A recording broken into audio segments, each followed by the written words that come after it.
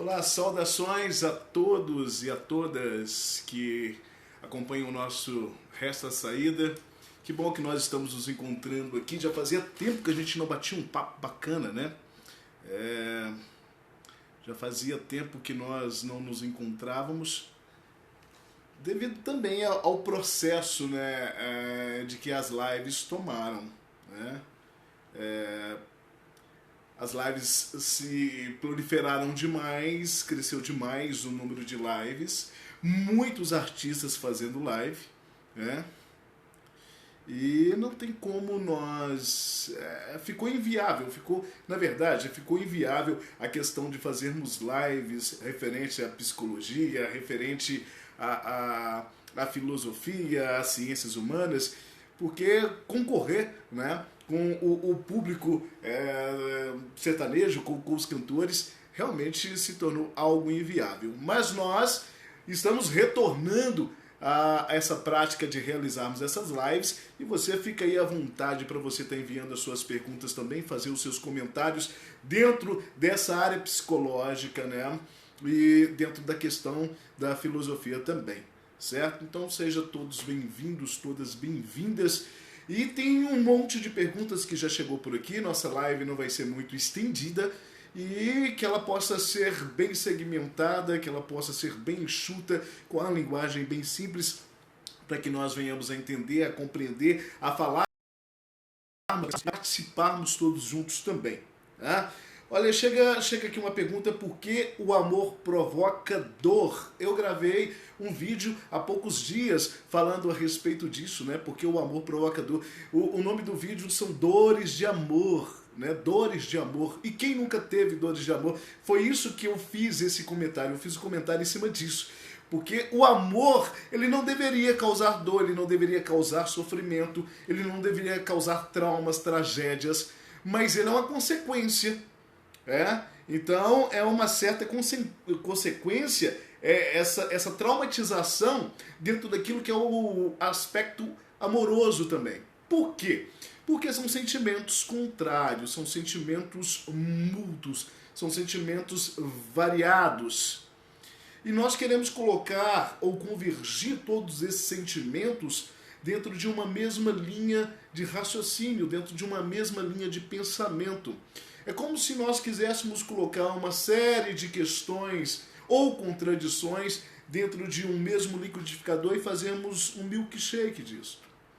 Então, na verdade, relacionamento, pegando o gancho de amor e trazendo a questão do amor para a questão relacional, tá? A questão relacional entre duas pessoas, esse amor eros, esse amor erotizado, esse amor vivido e compartilhado por duas pessoas que por algum momento, instante ou circunstância da vida decidiram ficar juntas ou compartilhar uma vida junta de alguma forma.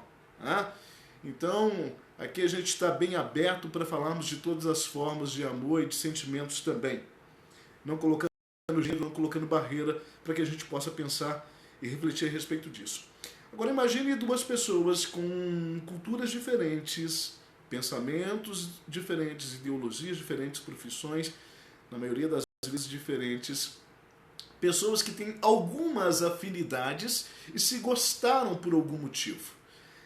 Pessoas que têm a religião diferente, uma criação diferente, uma cultura diferente, e de repente elas decidiram viver juntos ou compartilhar momentos juntos. Isso não vai dar certo. Ou pelo menos a grande teoria lógica da razão humana é que não venha dar certo. Porque tudo é o oposto, tudo é o contrário. Então estar junto já é um grande desafio. Você querer uma outra pessoa do seu lado, você aceitar uma outra pessoa do seu lado, já é um grande desafio humano.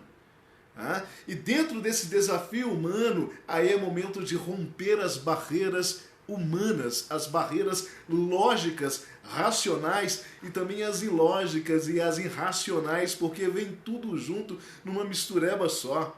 Então, pense você viver junto com uma pessoa que é diferente de você em muitas coisas, mas que tem afinidades, e são essas afinidades que faz com que vocês permaneçam diretamente ligados um ao outro.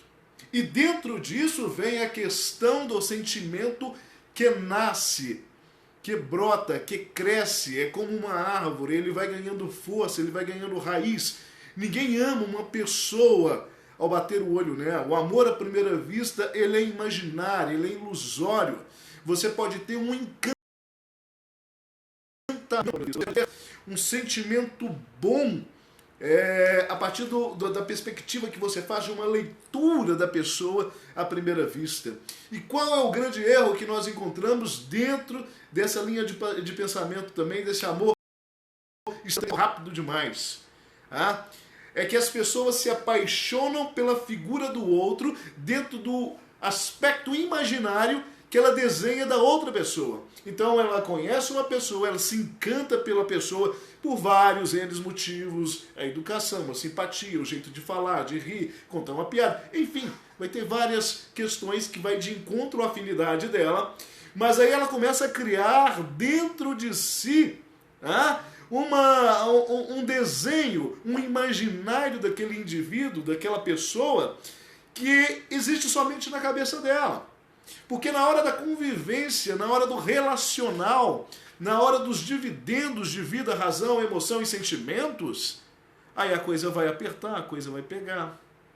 Por quê? Porque ela vai vir de encontro ao confronto da ideia que eu tenho da outra pessoa. Ou seja, o imaginário que eu criei da outra pessoa, que está dentro de mim, que eu guardei dentro de mim, e que eu vejo aquela pessoa daquela forma, é um desencantamento.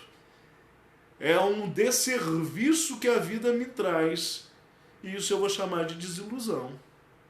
Isso eu vou chamar de confronto amoroso. Isso eu vou chamar de decepção. Mas a verdade, essa decepção, ela nasce muito antes desse processo todo. O processo de intriga, do processo de discórdia, do processo de não aceitação, de não vivência, de não comunhão. Nasce muito antes, nasce quando eu crio no outro o desejo imaginário. Então esse desejo imaginário, essa filosofia imaginária da outra pessoa, ela é muito instantânea e muito perigosa ao mesmo tempo. Então dentro dessa linha que nós estamos falando e conversando, desses amores imaginários, desses sentimentos imaginários, a pessoa ela simplesmente se apaixona dentro daquilo que ela projetou, e quando vai para a vivência diária com o outro e percebe que o outro não é nada daquilo que ela imaginou, que ela sonhou para a vida dela, ou que ela imaginava que aquele ser era daquela forma, aí vem então a desilusão amorosa. Volto a reafirmar, essa desilusão amorosa, ela, na verdade, poderia ter sido evitada a partir do momento em que você soubesse dimensionar por vários ângulos o outro. Agora, dimensionar o outro por vários ângulos, sem uma vivência, sem uma convivência, sem uma relação, sem uma comunicação, parte-se do princípio que se torna impossível. Nós aprendemos a amar aquilo que nós conhecemos. Você não aprende a amar, ou você não cria raízes de amor por algo que você não conhece, por algo que você não vive, por situações que você não cria convivência. Então, o amor, na verdade, ele é um sentimento que ele vai ganhar raiz, força e sustentação com o passar do tempo.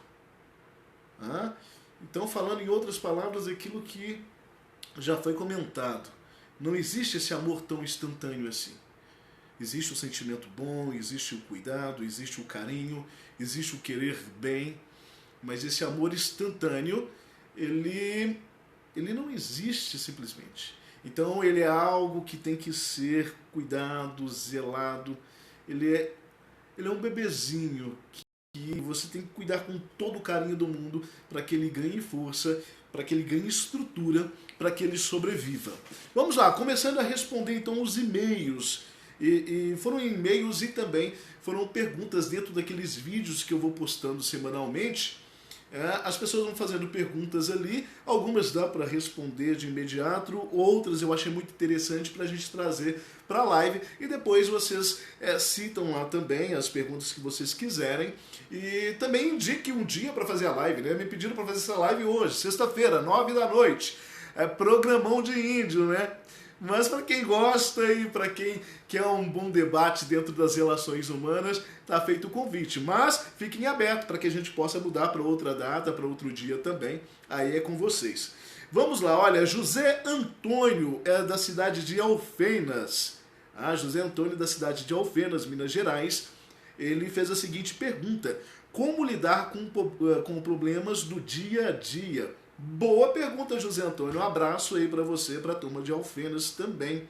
Como lidar com problemas do dia a dia? Olha, a verdade é o seguinte, José Antônio. Nós temos que compreender que nós somos seres humanos. Seres humanos, dentro das suas limitações humanas, dentro da sua realidade humana e dentro da sua sequência humana. Ou seja, nós somos seres que estamos suscetíveis ao sofrimento, à dor, a perda. Nós iremos passar por momentos tristes na vida, nós iremos nos decepcionar muito, e isso tudo é característica da história de todos nós. Então todos nós, na verdade, criamos a sequência da nossa história, da nossa razão, da nossa vida, a partir daquilo que nós trazemos, que nós iremos chamar de bagagem, aquilo que nós trazemos que nos compõe, na verdade. E dentro desse conjunto de coisas, nós temos aí as nossas lutas diárias também. A vida é um desafio diário, acordar é um desafio diário. Você já pensou o esforço que é para respirar?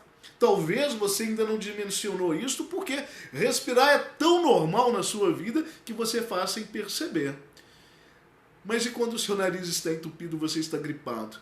É um sufoco, é uma luta, não é? As pessoas estão morrendo de Covid em algumas partes do país por falta de oxigênio, porque não conseguem respirar. Imagine o sufoco, o desafio que é isso. Eu estou dando um exemplo do respirar, porque é algo que nós fazemos o tempo todo e não podemos parar, senão já era. Mas é um desafio. Assim são todas as coisas em nossa vida. Viver é um desafio, um grande desafio. Viver chega a ser um absurdo, porque a vida ela nos contesta todos os dias. Todos os dias a vida nos coloca contra a parede e pede que nós venhamos a tomar decisões, e pede com que nós venhamos a mudar a nossa forma de raciocínio, de pensamento, de visão, de ideologia. Mudarmos quem nós somos, aquilo que nós pensamos, aquilo que nós trazemos dentro dessa bagagem também.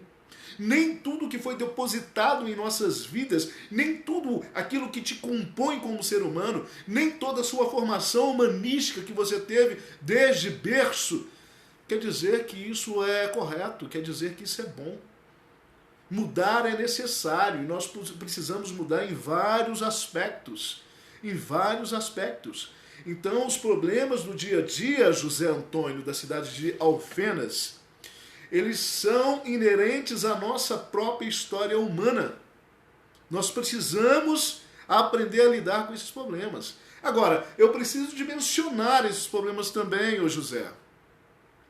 Existem problemas pequenos, médios, grandes, gigantes, insolúveis.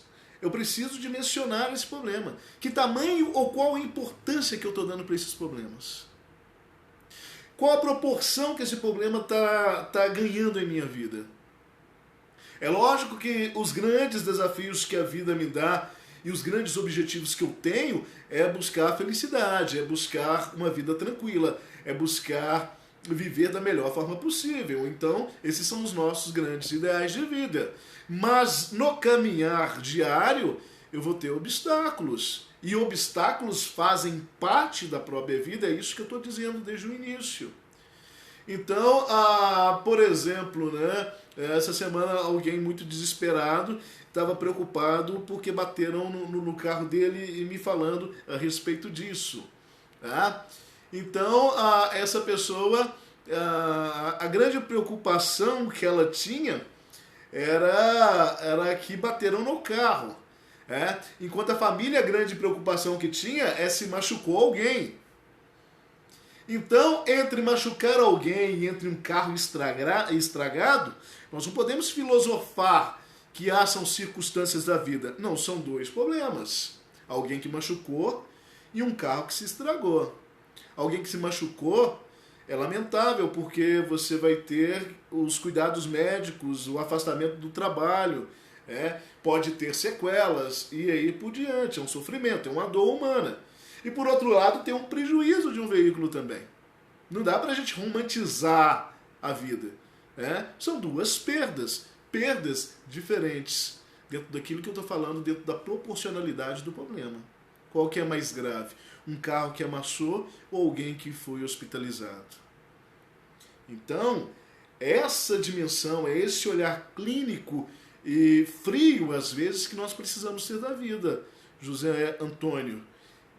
Calcular o tamanho desse problema em nossas vidas, e se eu direcionar o meu coração e os meus sentimentos somente para as tragédias que o problema causa, eu não vou conseguir solucioná-lo. Pelo contrário, eu tenho que ter dentro de mim uma racionalidade, uma frieza necessária e calculista para que eu mire esse problema, foque e busque soluções.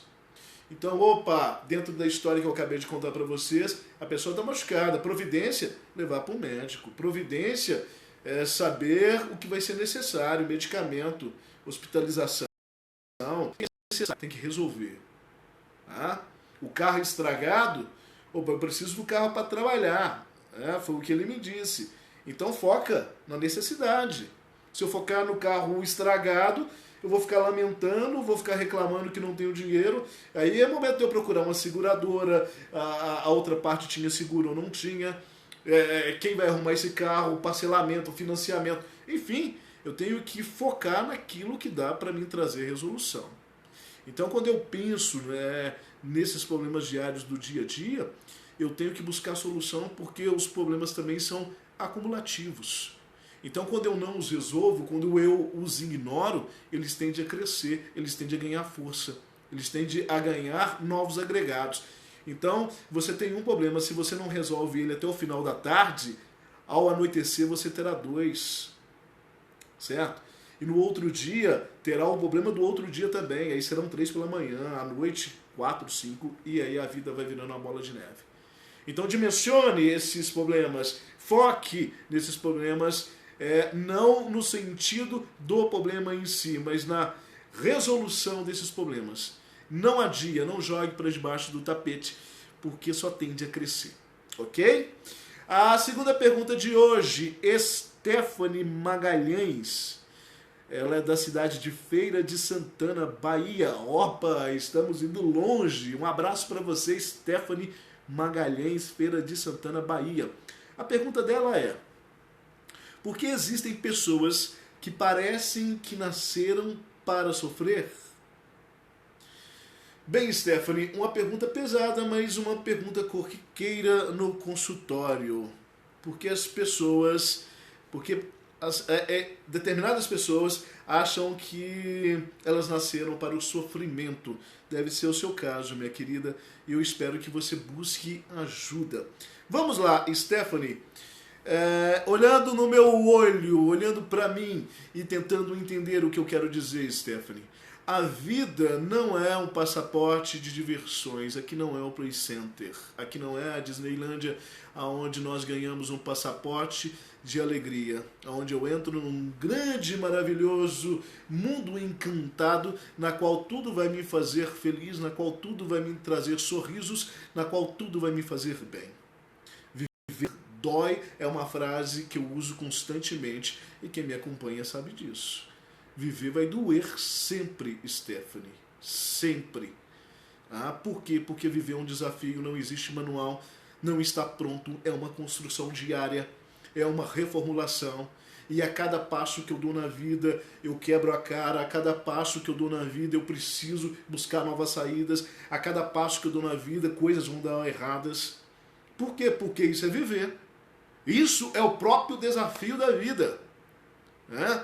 Leandro Reis está nos acompanhando lá. Leandrinho, grande professor de filosofia. Um abraço, um beijo, meu querido.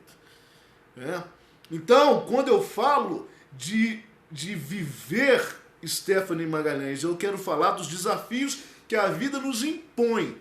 Viver vai doer. Você vai chorar, você vai quebrar a cara, você vai se entristecer, você irá se decepcionar. Por quê? Porque isso é a vida. Isso é a vida. Não existe almoço de graça. E nós não estamos aqui a passeio. Nós estamos aqui num processo de construção do ser humano. Olha que lindo isso. O ser humano, ele não nasce pronto, pelo contrário, ele nasce vazio. E nós vamos nos enchendo de conhecimento, cultura, amizade, amores, ódios, raiva. Nós vamos nos enchendo de um monte de coisa que presta e de um monte de coisas que não presta também. Pega uma criança é pura. Até que ponto? Até o ponto que ela começa a descobrir a vida. Até no ponto que ela começa a ser crítica. Até no ponto que ela começa a racionar também. A racionalizar também. Por quê? Porque ela começa a descobrir que o mundo é mau também. Então ela começa a jogar conforme é o jogo. Dança-se conforme é a própria vida. E é aquilo que a vida nos propõe. É a dança que ela nos propõe que nós vamos para o baile. Então quando você me pergunta, Stephanie Magalhães, de Feira de Santana, na Bahia, por que existem pessoas que parecem que nasceram para sofrer? Existem pessoas que ainda não perceberam que elas estão vivas. Enquanto ela não tiver consciência da sua vida e da sua liberdade enquanto um indivíduo racional, ela vai continuar sofrendo. Por quê? Porque ela espelha a sua felicidade dentro da vida do outro. Ela não tomou consciência ainda da sua própria vida. E a partir do momento que ela não toma consciência da sua própria vida, ela não consegue racionalizar a respeito de si mesma. E se ela não racionaliza a partir de si mesmo, ela não consegue tomar decisões na sua vida. Se ela não toma decisões na sua vida, vai ter outras pessoas que vão tomar para si. E aquilo que as pessoas decidem por mim, leva aquilo que eu chamo de liberdade. Leva-se a alma. Tem alguém decidindo no meu lugar. Então, eu estou aqui somente de corpo presente. A alma já não é mais existente. Ela deixou de fazer parte de mim. Tem alguém tomando decisões, razão, pensamentos, ideias. Tem alguém traçando o meu caminho, tem alguém vivendo a minha vida. E quantos relacionamentos a gente não vê assim, né? Voltando lá atrás no que nós estávamos falando sobre relacionamento, sobre amores. Tá? Então, Stephanie, por que existem pessoas que parecem que nasceram para sofrer? Porque elas ainda não tomaram consciência de si. Elas ainda não se aceitaram enquanto ser humano, elas ainda não se aceitaram enquanto seres racionais, elas ainda se limitam por vários motivos, razões e circunstâncias. Existem pessoas que se limitam pelo cabelo que tem. Pode parecer absurdo, mas é muito comum. Existem pessoas que se limitam pelo corpo estético que tem. Existem pessoas que se limitam pela sua condição social. E por aí vai, a gente vai ouvir de tudo. Vamos ouvir de tudo. Enquanto você não tomar consciência de que você é um ser que precisa assumir as rédeas da sua vida, assumir a circunstância da sua vida, assumir quem você é e as suas responsabilidades enquanto ser humano, você vai continuar sofrendo, infelizmente. Então, fica a dica para você, Stephanie Magalhães, de Feira de Santana. Mudança de vida já, minha querida. Vamos lá, mais uma pergunta que chega pra gente. Raquel Márcia, de São Sebastião do Paraíso, Minas Gerais, a minha cidade, de onde eu estou falando agora, para quem é de fora. Obrigado pelo carinho, viu, Raquel Márcia. E a Raquel faz a seguinte pergunta. Minha mãe fala em suicídio. Não aceita ajuda. É agressiva e nossa vida está em torno dela. Sofremos muito. O que fazer? Bem, Raquel Márcia, situação complicadíssima, hein? Situação complicadíssima, porque envolve toda a família. Tá? E aí, qual que é o perigo disso? O perigo que a sua mãe, Raquel, ela descobriu que ela consegue manipular toda a família, ela consegue manipular vocês e ela consegue com que todos vivam dentro do seu ciclo de vontade, tá? E realizações, porque vocês se sujeitam a isso. Eu não estou dizendo que não tem que cuidar, não estou dizendo que tem que zelar, eu não estou dizendo que tem que fazer o máximo possível por essa mãe, de forma nenhuma. De forma nenhuma. Tá? É preciso entender que essa mãe, ela é doente. Ela tem uma psicopatia, ela vai ter que fazer um tratamento, ela vai ter que tomar um medicamento, ela vai ter que passar por uma psiquiatria, ela vai ter que fazer terapia. Tá? Mas aqui fala, né? Não aceita ajuda. Então, quando não aceita ajuda, torna-se complicadíssimo. Porque o primeiro passo é a aceitação. E aí, o que fazer? O que fazer é buscar ajuda externa. Por quê? Porque a partir do momento que a família compreender que essa mãe ela tem uma doença psicológica, então aí muda-se de figura. E eu não permito com que essa mãe mais manipule a família toda e faça um inferno. Porque eu conheço alguns casos assim, não te conheço, Raquel, seria um prazer te conhecer, seria um prazer tentar ajudar. Raquel Márcia, de São Sebastião do Paraíso. Mas aí, quando minha mãe fala em suicídio, né, não aceita ajuda, é agressiva, nossas vidas estão em torno dela, sofremos muito. Olha que fala pesada, que coisa pesada que ela nos traz. Então, o argumento suicídio, na verdade, é o grande trunfo que ela tem na mão, na manga, para que todas as vontades dela possam ser realizadas. Então, é a grande ferramenta que ela tem. Então, ela vai usar isso como um gatilho de resgate, como um gatilho de troca, como uma moeda que ela vai negociar ali o tempo todo. E a partir do momento em que a vontade não for realizada, então eu crio ameaças. Opa, não vai fazer minha vontade, então eu crio ameaça, então vou me suicidar. E aí acaba virando um jogo de manipulação. E é claro, a família fica com medo de que isso possa chegar nos finalmente? Claro que fica. Por quê? Porque é assustador. É assustador. Ninguém quer perder um ente da família, muito menos numa situação dessa, numa circunstância dessa. Mas até que ponto isso é verdade? Nós não sabemos. É um jogo psicológico.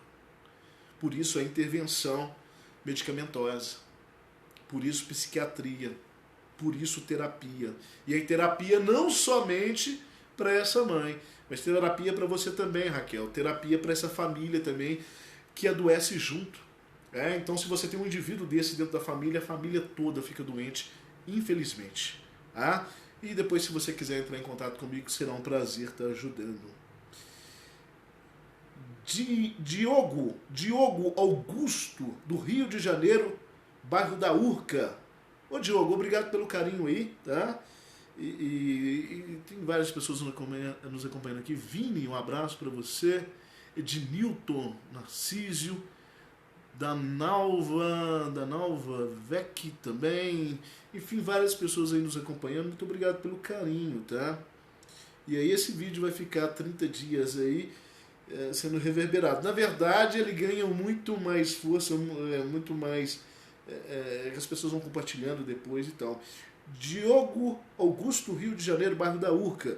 Meu irmão é alcoólatra e a família não sabe mais lidar com a situação, mas o amamos. Ô Diogo, que situação, hein? É pesado, né? Então, para quem tem um alcoólatra na família, para quem já teve um alcoólatra na família, para alguém que já foi um alcoólatra, eu acho que sabe dimensionar o peso e a carga, né, desse vício. Mas somente quem está dentro da situação sabe o quanto isso é delicado, o quanto que isso é pesado também. Por quê? Porque todos os vícios, eles são deprimentes, eles são devastadores.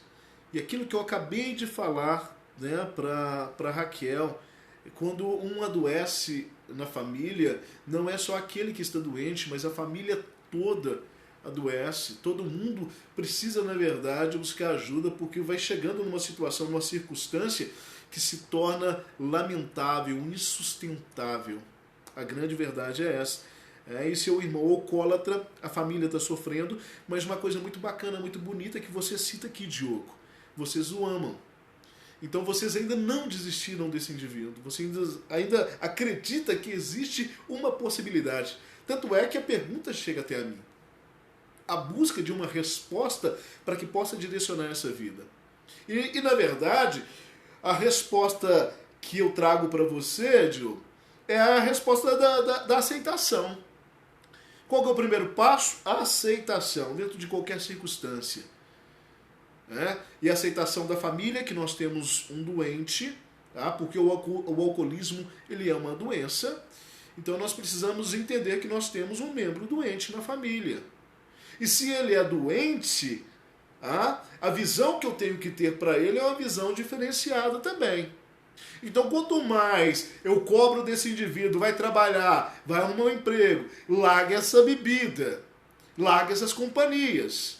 Quanto mais eu lanço isso para esse indivíduo, o retorno que ele me dá é um retorno de agressividade, é um retorno de negação, é um retorno de não aceitação. É uma rebeldia em si que cria de forma inconsciente no indivíduo, na qual ele rejeita qualquer tipo de aproximação. Por quê? Porque já é uma aproximação dentro da negatividade. Então, a fala que eu tenho que ter, o comportamento que eu tenho que ter, a forma de lidar com esse indivíduo é um relacional diferenciado, é um relacional de compreensão. Tem um ser doente na minha família, e o alcoolismo é uma doença, e eu preciso ajudar esse indivíduo de alguma forma. E o que vocês colocam aqui, o que você cita, que a família o ama muito. Então a família ainda não desistiu. Resta uma esperança, resta saída. O que eu sempre falo, sempre resta uma saída dentro das piores circunstâncias da vida, por mais dolorosa que ela possa ser. Porque eu imagino esse indivíduo dentro dessa vida alcoólatra dele e o sofrimento que ele causa para a família toda. Mas mais do que isso, o que nós precisamos entender e compreender dentro da psicanálise?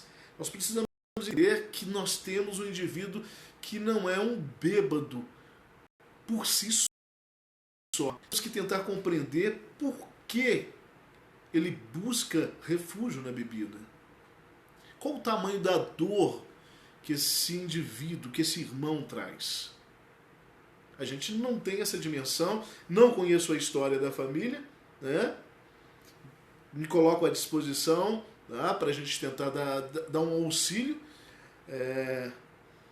aí para o Diogo Augusto do Rio de Janeiro, do bairro da Urca, dentro desse processo de alcoolismo.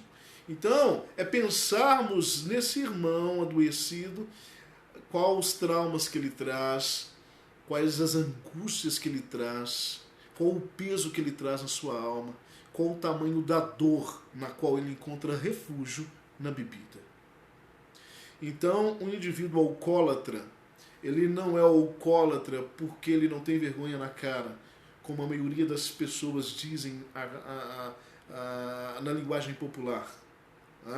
É porque o que alivia sua mente, o que alivia sua angústia, o que alivia sua dor, o que alivia os seus traumas, os seus fantasmas, o que alivia ele é a bebida. Foi aonde ele canalizou. Ok? E aí a gente vai ter os vícios. Então tá aí uma possibilidade de caminho, Diogo. A primeira coisa é a aceitação, não desista desse irmão e que a família comece a ter um olhar diferenciado para esse irmão, para buscar ajuda. Buscar ajuda, buscar ajuda, buscar ajuda.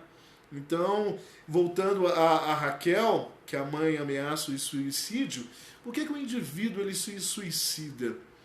Porque ele não buscou ajuda. Ele foi tão egoísta consigo mesmo, com o seu sofrimento, com a sua dor, não buscou ajuda, pensou que iria conseguir resolver sozinho, ou imaginou que a sua dor era uma dor tão enorme, tão insuportável, que ninguém iria compreendê-lo, e aí ele vai para os finalmente.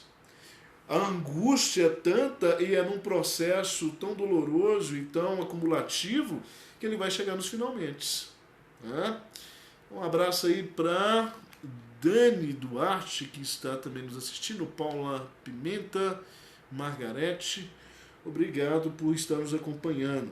Mas uma pergunta que nos chega, Beatriz Antonielli, obrigado pelo carinho, tá, Beatriz? Beatriz Antonielli é da cidade de Franca, São Paulo. E a pergunta dela é, livro de autoajuda funciona?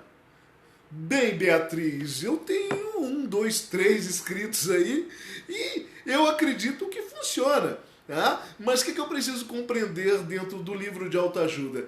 É que a vida não tem uma receita certa para todo mundo. Não existe a receitinha de bolo, colocou as medidas certas, fez os 10 passos, 15 passos, 20, 30, 50 passos, que vai dar certo. Vai dar certo para alguém.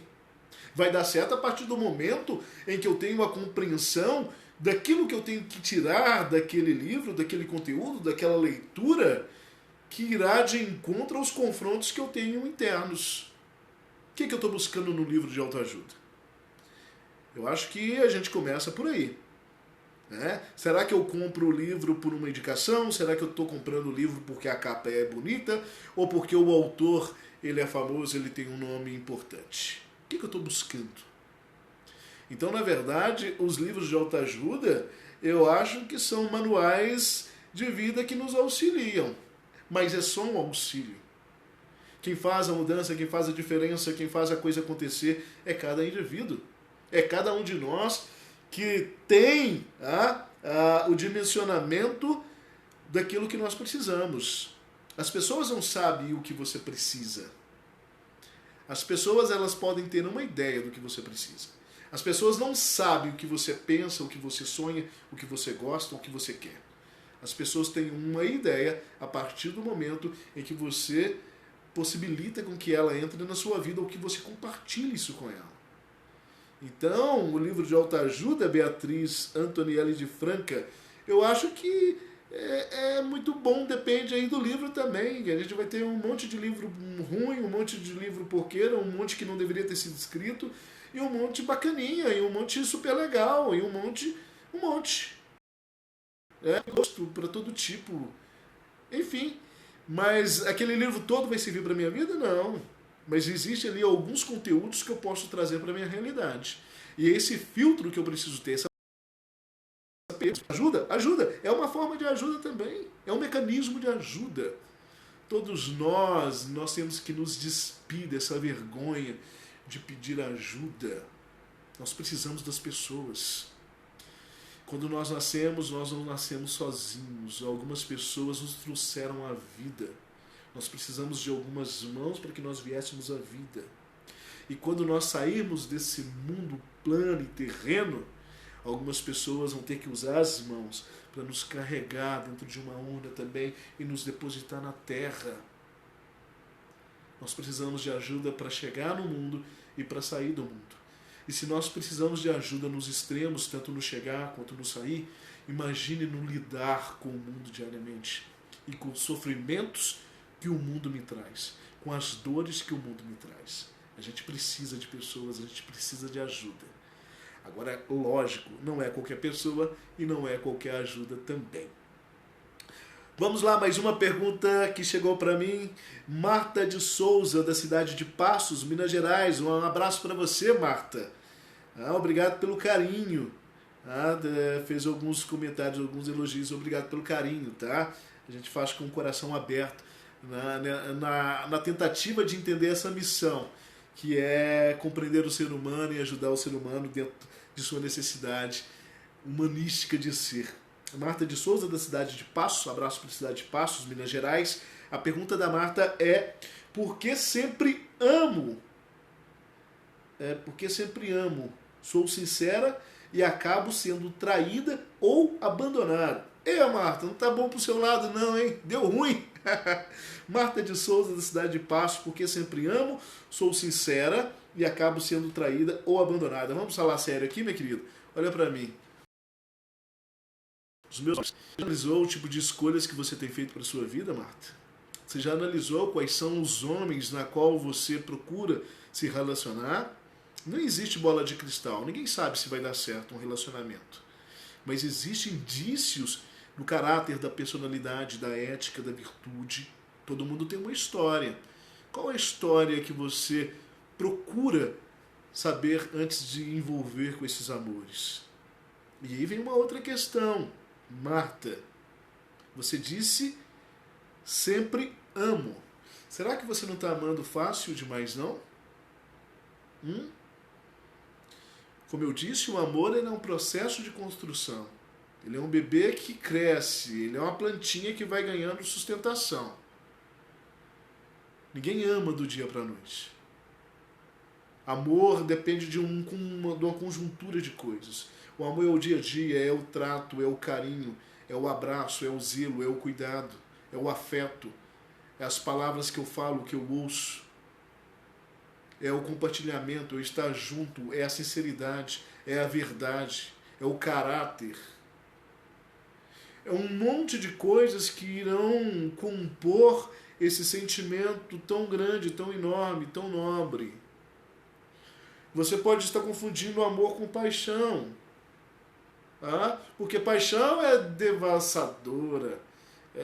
Ela vem e rebenta tudo. Ela rompe a cerca, a barreira, ela estoura tudo. É um sentimento descontrolado. Por isso que ele é um sentimento perigoso.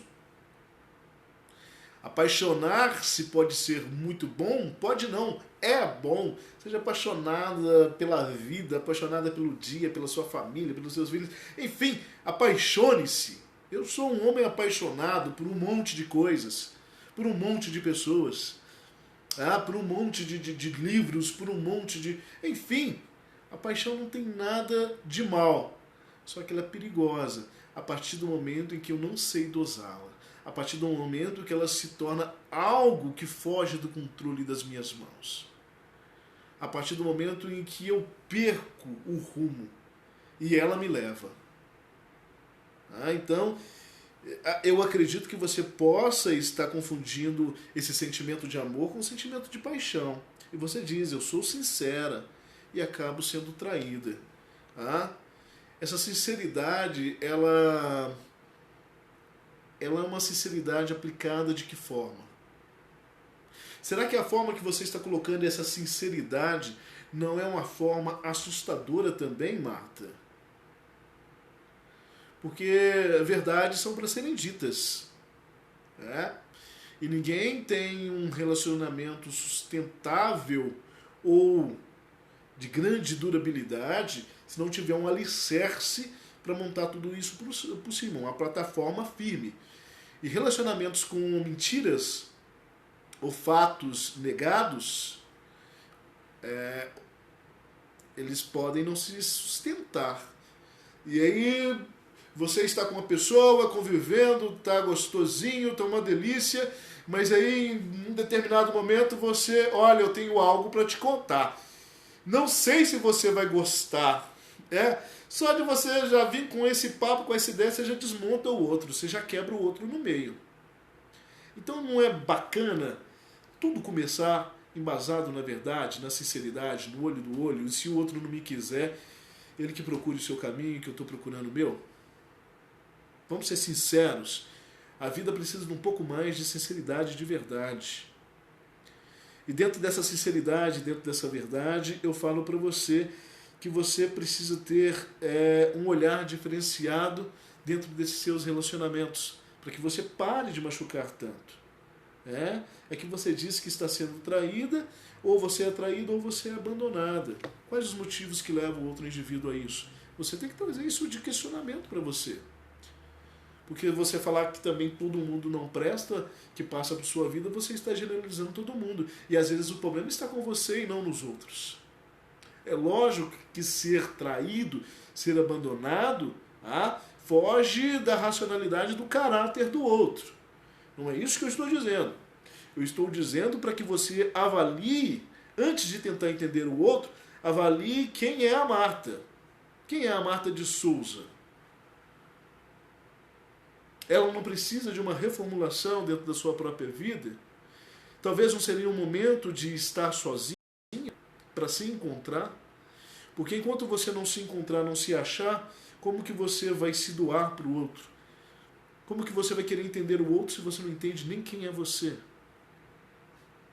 Então, às vezes, é momento de dar um time na vida aí, Marta. De dar um tempinho, ficar sozinha durante um tempo, fazer uma reflexão, buscar ajuda, fazer uma terapia, mudar a vida, mudar o rumo e buscar novos desafios mais bacanas, mais ponderáveis, mais possíveis, mais peneirados na vida, porque eu tenho certeza que você vai achar uma pessoa muito bacana e muito legal. Tá? Um forte abraço para você e eu estou à disposição aí para a gente continuar de alguma forma em um outro momento, dentro daquilo que for possível para que eu possa te ajudar e até mesmo te indicar alguns terapeutas, algumas amigas e amigos aí da cidade de Passos, que eu tenho certeza que irão poder te ajudar bastante. A nossa última pergunta de hoje é o Pericles Andrade. Pericles Andrade, obrigado pelo carinho, tá, Pericles? Ele é da cidade de Leme, estado de São Paulo.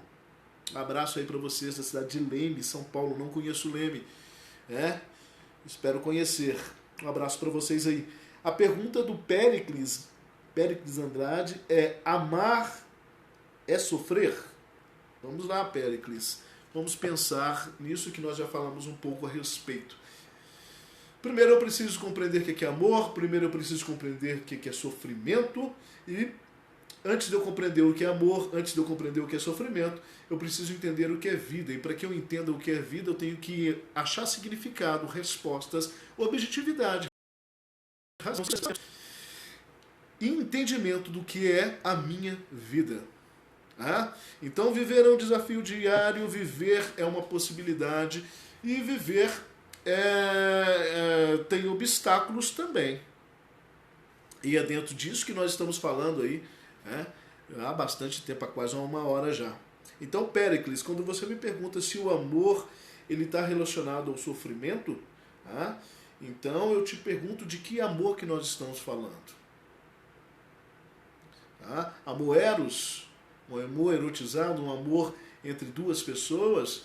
Eu estou falando de um amor filos, um amor de sentimentos sem motivo, razão, circunstância pelo próximo, pelo outro, pela família, pelo filho, pela profissão. Ou estou falando de um amor ágape, um amor divinal, um amor que não tem circunstância nem razão, ele simplesmente existe pelo fato de ser. De que amor que nós estamos falando? Então, quando você me pergunta se amar é sofrer, eu te pergunto de que amor que nós estamos tratando aqui. E vamos pensar que nós estamos falando de amor de sentimentos, amor eros, erotizado, amor de duas pessoas. Esse amor que envolve beijo, abraço, sexo, esse amor que envolve compartilhamento de planos, ideias, sonhos, objetividades de vida, compartilhamento de vida. Por que ele é sofrimento? Então, na verdade, Péricles, a gente tem que pensar por que ele está gerando sofrimento. Ele não tem que ser obrigatoriamente sofrimento. Pelo contrário, ele não nasce com essa finalidade. Ele nasce com a finalidade de trazer vida, de trazer alegria, de trazer harmonia. A sua grande missão é a felicidade de duas pessoas. Essa é a sua grande missão. Mas como eu disse lá no início da nossa live, esse compartilhamento de sentimentos ele vai gerar atritos também. Por quê? Porque tem tudo para dar errado. Pessoas diferentes, sentimentos diferentes, culturas diferentes, religião diferente, ideias, sonhos, gosto, cor, roupa, um monte de coisa. Ele nasce para dar errado. Mas ele nasce na minha visão. Na visão da sua existência, ele é o grande ápice do encontro da felicidade, da razão e das emoções. Então, quando você me pergunta se amar é sofrer, eu preciso que você faça uma análise muito, muito delicada da sua vida, Péricles. Quais as circunstâncias que o amor te gerou sofrimento? Ou será que você não se iludiu dentro daquilo que você acreditou ser amor? E foi um sentimento que existiu somente dentro da sua cabeça. Você idealizou algo que era fantasioso dentro do seu imaginário, mas que você não tinha consciência disso, e que na vivência, na realidade, aí você percebe que não era nada daquilo que você tinha em mente. Ou simplesmente você se decepcionou com uma pessoa. Você se decepcionou por N motivos. Você se decepcionou por não continuar com essa pessoa. E não é o fato de não continuar com uma pessoa que a pessoa deixa de prestar, deixa de ter caráter, deixa de ter os seus valores. Não, eu preciso entender também que existem determinados sentimentos, ainda que de amor eros, de amor erotizado de duas pessoas, existem determinados momentos que os caminhos viram uma convergência, que os caminhos viram um misturado na qual se torna incompreensível, irracional e impossível de compatibilidade. E aí nós vamos ter, então, as decisões sadias, quando são sadias e maduras, de não permanecerem caminhando juntos mais, porque as circunstâncias não permitem isso. O problema é que essa maturidade de compreender que não deveria continuar andando junto, ou caminhando, ou sonhando, ou buscando mais essas vidas juntas, essa maturidade ela nem sempre acontece. Na verdade, ela acontece muito pouco. E aí nós vamos ter os atritos N's, N's no rompimento desses relacionamentos. E não adianta só uma parte querer fazer o todo. Tem que ser uma comunhão entre duas pessoas. São trocas de sentimentos, razões, vida. Então, respondendo a você, Péricles Andrade, da cidade de Leme, São Paulo, amar e sofrer? Não necessariamente. Depende da circunstância e do peso que você está jogando dentro do amor. Porque a vida vai muito pela sua razão também. Vai muito pelas suas escolhas. Pensa nisso e procura ajuda, Péricles. Talvez é o mesmo conselho que eu dei para... a mesma fala que eu dei para Marta de Souza, da cidade de Passos, né? Às vezes é um momento de você estar sozinho. Às vezes é um momento que a vida está te cobrando isso, para que você dê um tempo, para que você se encontre, para que você se reformule, para que você possa dar sequência e achar uma pessoa bacana, legal, que te valorize, que você dê esse retorno para ela também. Porque encontrar uma pessoa e amar uma pessoa e conviver e dividir uma vida com uma pessoa na qual você tem ela como um porto seguro ou um abrigo, isso é muito bacana para todo mundo. Para todo mundo que encontra isso, encontra paz, encontra felicidade, encontra um grande tesouro. E você que tem, que você valorize, que você cuide e que você melhore enquanto ser humano também. Tá? Gente, nós vamos ficando por aqui. E aquilo que eu disse, né? Um abraço aí para a turma que chegou depois. Margarete, tá? Eliana, Eliane também, e todas as outras pessoas que passaram, que ficaram, que compartilharam. Enfim, esse vídeo vai ficar reverberando aí pela internet por um tempo, que vocês possam assistir de novo, compartilhar com pessoas. E nos vídeos que eu vou postando durante a semana, que você possa deixar a sua pergunta lá também. Não tem problema nenhum se você usar um outro nome. Aqui a gente não tem críticas de valor. Aqui a intenção é cuidar, é falar, é pensarmos aí nessas questões psicológicas, filosóficas que envolvem a vida, o sentimento, porque a intenção é que nós venhamos a viver bem, a ser feliz, porque eu acredito que isso é possível. Não desiste da vida, não desiste do amor, não desiste da felicidade, não desista dos seus sonhos e principalmente não desista de você. Sempre resta saída. É o nome desse nosso encontro aqui sempre, né? Esse nosso hora de filosofar, filosofar sobre a vida, filosofar sobre quem nós somos e qual o caminho que nós estamos dando para ela. Tá? Os nossos encontros vão se realizando através de vídeos e postagens que eu vou colocando nas redes sociais e que vocês possam ir compartilhando isso também. As consultas psicoterapêuticas, elas acontecem dentro também daquilo que é divulgado, então é só você entrar em contato comigo através do WhatsApp, a gente vai agendar e a gente vai marcar essa consulta também, tá? Mas independente de ser eu seu terapeuta ou não, procura uma ajuda, procura um profissional sério e não deixa as coisas acumularem, não deixa as dores acumular, porque depois pode ser tarde demais, isso vai só estragando, isso vai só prejudicando, vai só nos entristecendo, e a gente tem que ser feliz todo dia. Tá? Problema todo mundo tem, cada um dentro da sua proporcionalidade, como já falamos aqui hoje. Todo mundo tem problema.